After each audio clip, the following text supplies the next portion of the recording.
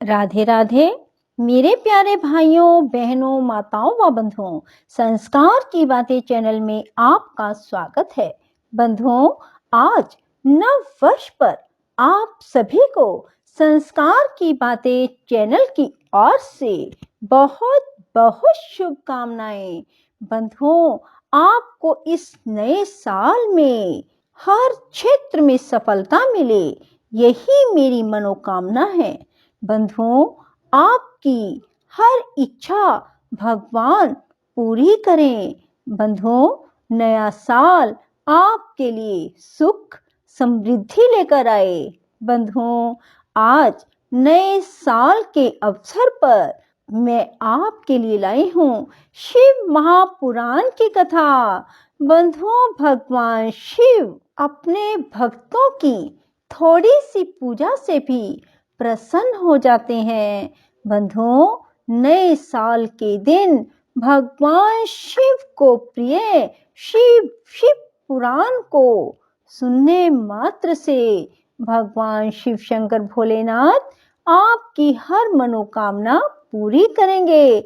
आपको हर क्षेत्र में समृद्धि मिलेगी, मान सम्मान मिलेगा। बंधुओं, यदि आपने हमारे चैनल को अब तक सब्सक्राइब नहीं किया तो जरूर करें और बेल आइकन दबाना ना भूलें, ताकि आपको हमारी आने वाली सभी वीडियोस की जानकारी सबसे पहले हो सके। बंधुओं, वीडियो को पूरी सुनने के बाद कमेंट बॉक्स में जय शिव शंकर भोलेनाथ जरूर लिखें। बोलो शिव शंकर भोलेनाथ की जय हो।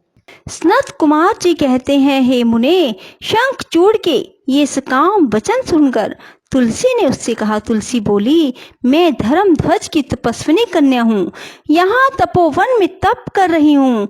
आप कौन हैं? सुखपूर्वक अपने अभिष्ठान को चले जाइए, क्योंकि नारी जाति ब्रह्मा आदि को भी मोह में डाल देने वाली होती है।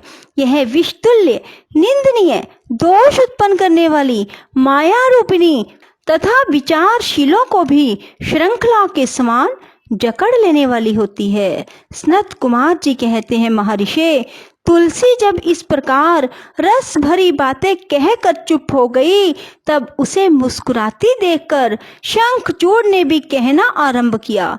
शंखचूड़ बोला, देवी, तुमने जो बात कही है वह सारी की सारी मिथ्या हो। ऐसी बात नहीं है, इसमें कुछ सत्य है और कुछ असत्य भी। इसका विवरण मुझसे सुनो। शोभने, जगत में जितनी पतिव्रता नारियां हैं उनमें तुम अग्रणी हो। मेरा तो ऐसा विचार है कि जैसे मैं पाप बुद्धि कामी नहीं हूँ, उसी प्रकार तुम भी काम पराधीना नहीं हो। फिर भी इस समय मैं ब्रह्मा जी की आज्ञा से तुम्हारे समीप आया हूँ और गांधर्व विवाह की विधि से तुम्हें ग्रहण करूंगा। भद्रे, क्या तुम मुझे नहीं जानती हो, अथवा तुमने कभी मेरा नाम भी नहीं सुना है? अरे, देवताओं में भगदड़ डालने वाला शंखचूड़ मैं ही हूँ। मैं दनु का वंशज और दंभ नामक दानव का पुत्र हूँ। पूर्व काल में मैं श्री हरि का पार्षद था। मेरा नाम सुदामा गोप था। इस समय मैं राधिका जी के शाप से दानवराज शंखचूड़ होकर उत्पन्न हुआ हूँ। ये सारी बातें मुझे ज्ञात है, क्योंकि श्री कृष्ण के प्रभाव से मुझे अपने पूर्व जन्म का स्मरण बना हुआ है। सनत कुमार जी कहते हैं, मुने, तुलसी के समक्ष यूं कहकर शंखचूड़ चुप हो गया। जब दानवराज ने आदर पूर्वक तुलसी से ऐसा सत्य वचन कहा, तब वह परम प्रसन्न हुई और मुस्कुरा कर कहने लगी। तुलसी बोली, भद्र पुरुष, आज आपने अपने सात्विक विचार से मुझे पराजित कर दिया है।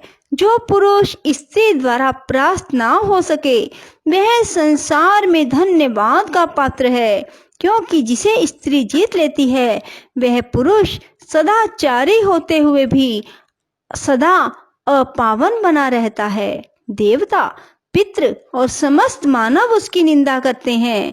जन्ना शोच तथा मरना शोच में ब्राह्मण 10 दिनों में, क्षत्रिय 12 दिनों में और वैश्य 15 दिनों में शुद्ध हो जाता है और शूद्र की शुद्धि 1 मास में हो जाती है।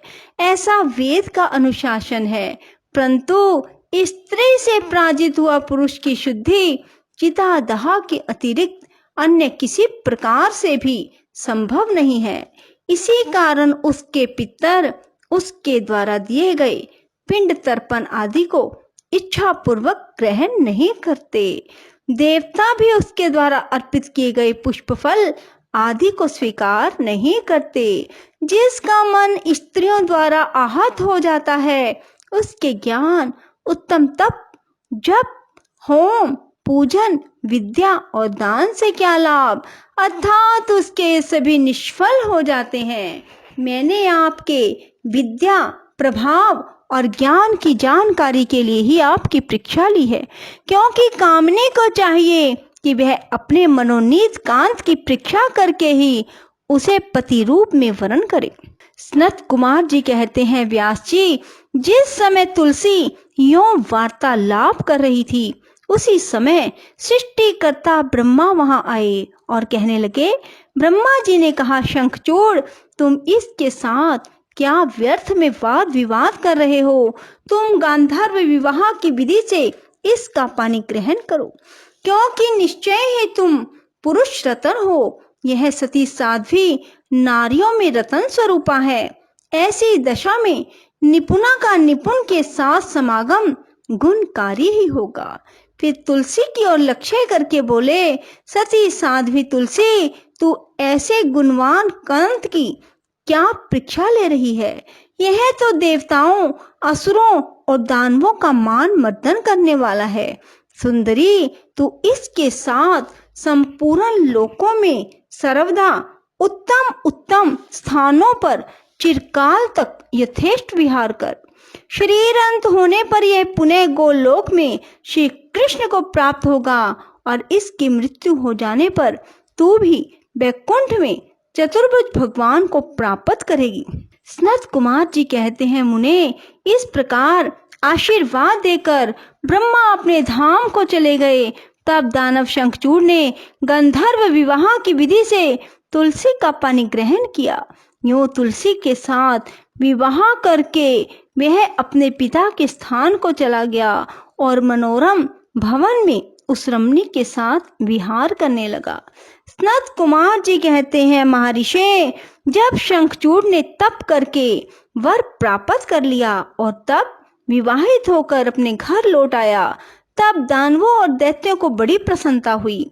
वे सभी असुर तुरंत ही अपने लोक से निकलकर अपने गुरु शुक्राचार्य को साथ ले दल बनाकर उनके निकट आए और विनय पूर्वक उन्हें प्रणाम करके अनेकों प्रकार से आदर प्रदर्शित करते हुए उसका स्तवन करने लगे। फिर उसे अपना तेजस्वी स्वामी मानकर अत्यंत प्रेम भाव से उसके पास खड़े हो गए।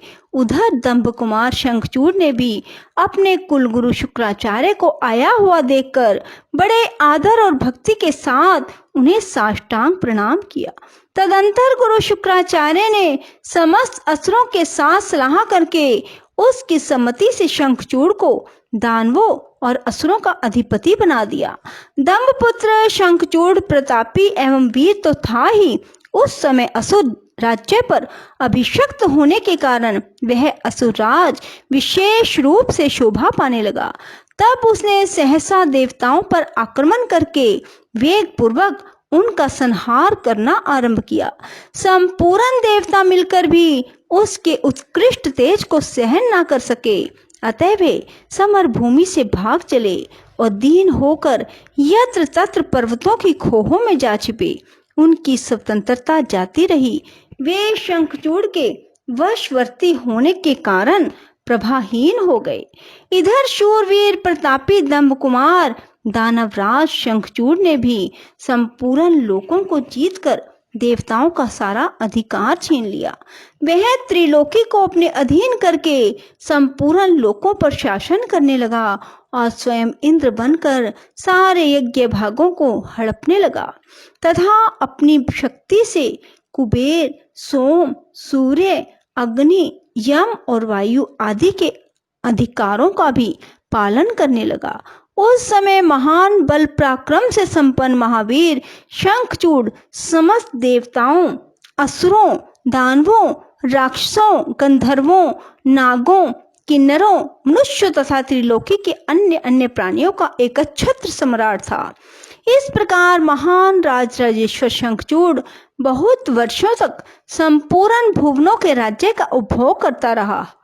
उसके राज्य में ना अकाल पड़ा, ना महामारी, ना अशुभ ग्रहों का प्रकोप होता था। आधी व्याधियां भी अपना प्रभाव नहीं डाल पाती थी। यूं सारी प्रजा सदा सुखी रहती थी। पृथ्वी बिना जोते ही अनेक प्रकार के धान्य उत्पन्न करती थी। नाना प्रकार की औषधियां उत्तम उत्तम फलों और रसों से युक्त थी। उत्तम उत्तम मणियों की खदानें थी। समुद्र अपने तटों पर निरंतर ढेर के ढेर रत्न बिखराते रहते थे। वृक्षों में सदा पुष्प फल लगे रहते थे। सरिताओं में सुस्वाद नीर बहता रहता था। देवताओं के अतिरिक्त सभी जीव सुखी थे। उनमें किसी प्रकार का विकार नहीं उत्पन्न होता था। चारों वर्णों और आश्रमों के सभी लोग अपने अपने धर्म में स्थित रहते थे। उनमें किसी प्रकार का विकार उत्पन्न नहीं होता था। इस प्रकार जब वह त्रिलोकी का शासन कर रहा था, उस समय कोई भी दुखी नहीं था। केवल देवता भ्रातृद्रोहवश दुख उठा रहे थे। मुने, महाबली शंखचूड़ गोलोक निवासी श्री कृष्ण का परम मित्र था। साधु स्वभाव वाला वह सदा श्री कृष्ण की भक्ति में निरत रहता था। पूर्व शापवश उसे दानव की योनि में जन्म लेना पड़ा, परंतु दानव होने पर भी उसकी बुद्धि दानव की सी नहीं थी। बोलो शिव शंकर भोलेनाथ की जय। राधे राधे, जय श्री कृष्णा। बंधुओं, यदि आपको हमारी वीडियो पसंद आए तो इसे लाइक करें और शेयर भी जरूर करें। धन्यवाद।